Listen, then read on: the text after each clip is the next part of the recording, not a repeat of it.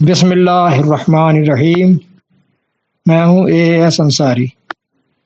ربا، سود سود کے متعلق سوال کیا گیا ہے۔ ربا کا سیدھا سیدھا مطلب تو یہی ہے، یا ایھا الذین آمنوا اتقوا اللہ وذروا ما بقی من الربا ان کنتم مؤمنین 2/278۔ اے وہ لوگوں جنہوں نے امن قائم کر دیا، اللہ سے ڈرو، اتقوا اللہ، وذروا ما بقی من الربا، اور جو سود ربا باقی بچا ہے، یعنی تم لیتے رہے ہو لیکن اب جو باقی بچا ہے اس سے تم باز آ جاؤ۔ ان کنتم مؤمنین، اگر تم مومن ہو تو۔ فإن لم تفعلوا، پھر اگر تم باز نہ آئے، تم نے ایسا نہ کیا، فاذنوا بحرب من اللہ ورسولہ، تو پھر تیار ہو جاؤ، اللہ رسول یعنی اسلامک اسٹیٹ کی طرف سے جنگ کا اعلان ہے تمہارے خلاف۔ فإن تبتم فلکم رؤوس اموالکم لا تظلمون ولا تظلمون، پھر اگر تم باز آ گئے تو جو تمہارا اصل کیپٹل ہے، اصل زر، وہ تمہارا ہی ہے۔ فلکم، وہ تمہارے لیے ہے، رؤوس اموالکم، تمہارا اصل کیپٹل جو ہے وہ تمہارے لیے ہے۔ لا تظلمون ولا تظلمون، نہ تم ظلم کرو، یعنی جس کو تم نے قرض دیا ہے یا جو تم نے پیسہ دیا ہے اس سے تم اس کے اوپر بڑھوتری کر کے سود اس سے وصول کرو، یہ تم ظلم کرو گے اس پر۔ ولا تظلمون، اور نہ تم پر ظلم ہو، یعنی تمہارا سرمایہ ضائع ہو جائے، ڈوب جائے، یہ تم پر ظلم ہوگا۔ نہ تم پر ظلم ہو، تمہارا سرمایہ تمہیں واپس ملے، اور نہ تم ظلم کرو اس کے اوپر کہ تم سرمایہ پیسہ لیتے رہو اس سے۔ 2/278 اور 79۔ اس میں اہم پوائنٹس یہ بڑا سمجھنے کا ہے۔ یہ حکم ان لوگوں پر لگایا جا رہا ہے کہ جنہوں نے دین اسلام یعنی اسلامی حکومت قائم کر لی۔ یا ایھا الذین آمنوا کی ایک اصطلاح ہے قرآن کے اندر، کہ جو مدینے میں جب حکومت قائم ہو گئی تھی، جب یہ اصطلاح استعمال کی گئی۔ مومنین تو اس سے پہلے بھی تھے، مکے میں بھی تھے، لیکن اسلامی حکومت قائم ہونے کے بعد یہ اصطلاح قائم کی گئی، قرآن میں آئی ہے، یا ایھا الذین آمنوا، اے وہ لوگوں جنہوں نے اسلامی حکومت قائم کر کے امن قائم کر دیا۔ یہ ان کے لیے حکم آ رہا ہے۔ یہ حکم تو اللہ کا ہے، حکم تو سارے اللہ کے ہی ہوتے ہیں، لیکن نافذ ہوگا اتھارٹی یعنی رسول کی طرف سے۔ یہ بڑا اہم ہے معاملہ۔ جتنے بھی اللہ کے احکام ہیں، حکم، اس کا نفاذ اسلامی حکومت میں ہوتا ہے رسول کی طرف سے۔ 4/80۔ من یطیع الرسول فقد اطاع اللہ، جس نے رسول کی اطاعت کی تب پھر اس نے اللہ کی اطاعت کی۔ اللہ کی اطاعت کا ذریعہ اور کوئی ہے نہیں، رسول کی اطاعت، رسول کے ذریعے سے، یعنی اتھارٹی کے ذریعے سے، ڈائریکٹ نہیں۔ یہ بڑا ہی اہم نقطہ ہے۔ اسلامی حکومت ایسا ماحول دیتی ہے جو ربا کا متبادل ہو، ربا کا متبادل، تب پھر ربا کے خاتمے پر زور دیتی ہے۔ پہلے وہ ماحول دیتی ہے، پھر زور دیتی ہے، ربا کے خاتمے پر زور دیتی ہے، اور جو پھر بھی ربا وصول کرتا رہے اس کے خلاف ایکشن لینے کی دھمکی لگاتی ہے۔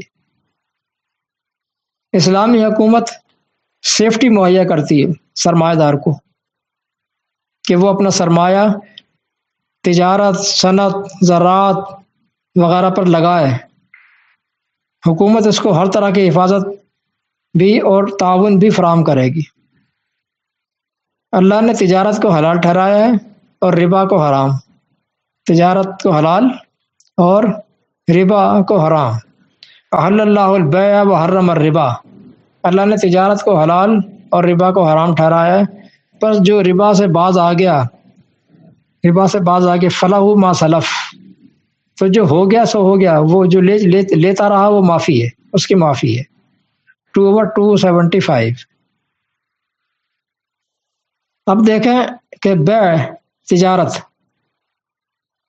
اللہ کا تجویز کردہ راستہ ہے ارننگ سسٹم، تجارت، یہ اللہ کا تجویز کردہ راستہ ہے۔ تجارت کرنا یہ بھی اللہ کا دیا ہوا راستہ ہے، یہ سسٹم ہے۔ صرف خیرات کرنا ہی نہیں، یہ تجارت کرنا بھی اللہ کا دیا ہوا سسٹم ہے۔ دیکھیں اس طرح اپنی انویسٹمنٹ کرنے کے بارے میں وہ کتنے منافع کی خوشخبری سنا رہا ہے اللہ تعالیٰ، اس طرح انویسٹ کرنے کے۔ کہتا ہے مثل الذین ینفقون اموالہم فی سبیل اللہ، ان کی مثال ایسی ہے جو اپنا کیپٹل اللہ کی راہ میں لگاتے ہیں۔ جیسے 7 بالیں اگیں، پھر ہر ایک بال میں 100 دانے اگے، ایک بال میں 100 دانے اگے، اور اللہ چاہے تو اس منافع کو اور بھی بڑھا سکتا ہے۔ 2/261۔ آخرت میں تو اللہ جو دے گا وہ دے گا ہی، لیکن اس آیت میں اس نے بڑھوتری پروفٹ پر آخرت کی کوئی شرط نہیں لگائی ہے۔ اس آیت کو بار بار پڑھ لیجئے آپ۔ مطلب تجارت کرنے پر یہ پروفٹ اللہ اسے دنیا میں ہی دے گا، آخرت میں دے گا وہ الگ ہے، یہ تو دنیا میں ہی دے گا۔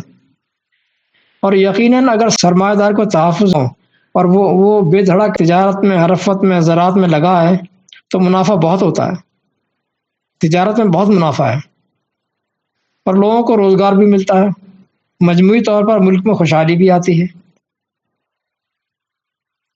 سائل کے لیے مشورہ یہی ہے کہ دیکھے، جج کرے، اگر وہ اپنا پیسہ بجائے بینک میں رکھ کر سود کھانے کے اسے تجارت میں لگائے تو یہ اللہ کا تجویز کردہ منافع بخش کاروبار ہے۔ اس سے خود بھی خوش رہے گا، محنت بھی کرے گا، ہٹ حرامی، لیزینس، اس سے بھی بچائے گا، اور بے روزگاروں کو روزگار بھی ملے گا۔ اور اگر دیکھتا ہے کہ سرمایہ ڈوبنے کا خطرہ ہے، سیفٹی نہیں ہے، سیکورٹی نہیں ہے، یہ خود ہی جج کر لے وہ، تو حکمن اس پر یہ حکم اسلامی حکومت میں ہی لاگو ہوتا ہے۔ اسلامی حکومت میں جتنے بھی معاشرتی احکام، سوشل رولز وہ اسلامی حکومت میں ہی لگتے ہیں۔ اطیعوا اللہ و اطیعوا الرسول 4/80 کے تحت کہ اطاعت کرو اللہ کی، کرنی ہے تمہیں، لیکن رسول کے ذریعے سے، ذریعہ رسول ہے یعنی اسلامی حکومت، اس کے تحت۔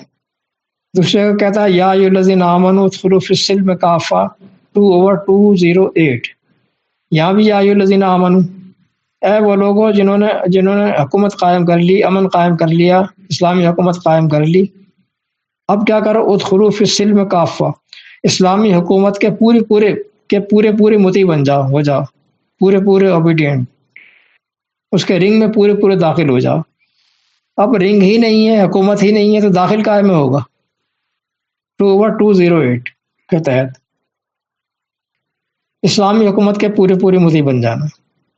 لہذا اللہ کی طرف سے جو اس پر حکم لاگو ہوگا وہ تو اس طرح سے ہوگا، لیکن یہ اس کے دل کا تقویٰ ہے کسی شخص کے کہ وہ اللہ کے تجویز کردہ راستے پر عمل کرے اور اللہ کی خوشنودی حاصل کرے۔ چلیے دونوں اینگل میں نے دکھا دیے ہیں، آگے آپ جو چاہیں کریں۔ والسلام۔